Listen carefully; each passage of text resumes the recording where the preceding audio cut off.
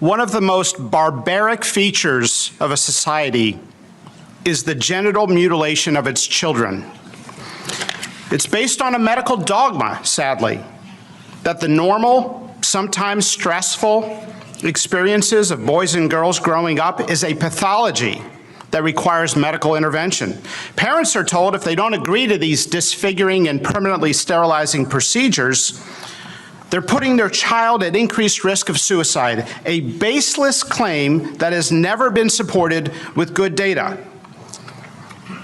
Let's be honest, and I'm going to say what you're not supposed to say. Pushing transgender ideology in children is predatory, it's wrong, and it needs to stop.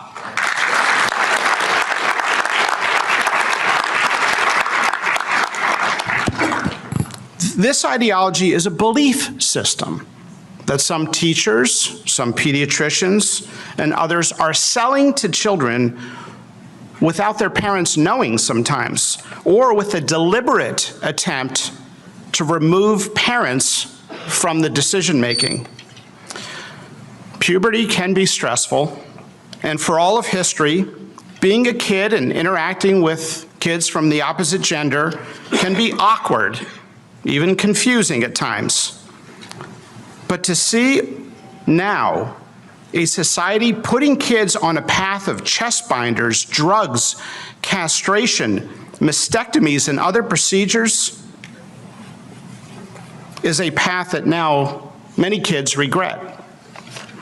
And Chloe, I've got to say, your testimony in front of the Hill was one of the best descriptions I've heard on this issue ever. Maybe one of the best descriptions I've heard of any topic ever presented in front of Congress, and it's an honor to be here with you.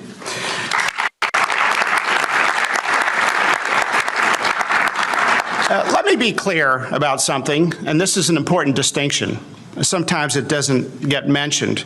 We're not talking about medically treating kids with a biological basis for differences in sexual development, what used to be called intersex. We're not talking about children with 5-alpha reductase deficiency, Klinefelter syndrome, Turner syndrome, or other sex chromosome abnormalities. We're talking about an ideology that is supported by flawed science that every child as young as 4 years of age should pick from an array of genders.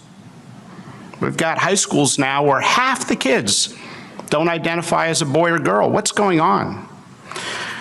To American hospitals and clinics, do not ask parents to leave the room in order to sell your transgender ideology to America's children.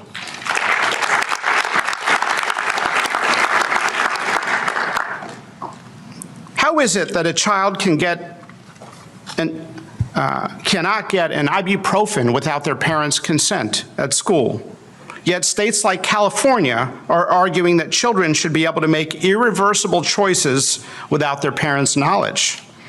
The UK actually did a comprehensive review in the Cass Commission of the medical literature and found there's no role for puberty blockers in many of these interventions. We as doctors have a duty to speak up, and that's why we're here, against this cruel practice. It's been hard to speak honestly on this topic. Many in academia who have challenged the dogma have been railroaded, dismissed, fired, or labeled in a form of modern-day McCarthyism. Just ask the former Brown University professor Lisa Lippman, whose research suggested that transgenderism was a socially contagious condition. Brown University persecuted her and did not renew her contract. And this is the story of many academics that are trying to speak common sense to this insanity. Let's stop with the labeling and let's have an honest conversation about what's best for America's children. Today, the FDA is taking action. We are sending warning letters to 12 manufacturers and retailers for illegal marketing of breast binders for children for the purposes of treating gender dysphoria. Breast binders are a Class 1 medical device with legitimate medical users, such as being used by women after breast cancer surgery. And these binders are not benign. Long-term usage has been associated with pain, compromised lung function from atelectasis collapse, and even difficulty breastfeeding later in life. The warning letters will formally notify the companies of their significant regulatory violations and require prompt corrective action.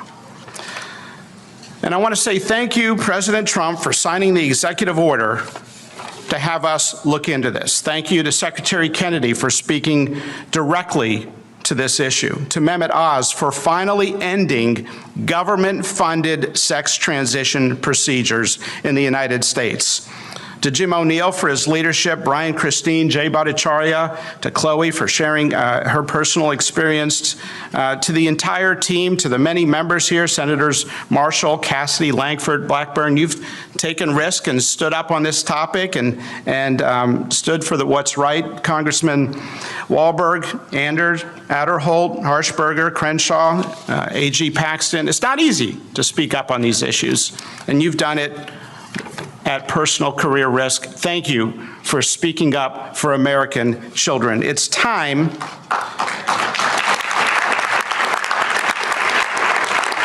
I can't tell you the number of people that said, don't talk about this issue publicly. You can talk about everything else in medicine, but do not ever talk about this on TV or in any public forum. You've probably gotten the same advice. But we're going to keep fighting for American children.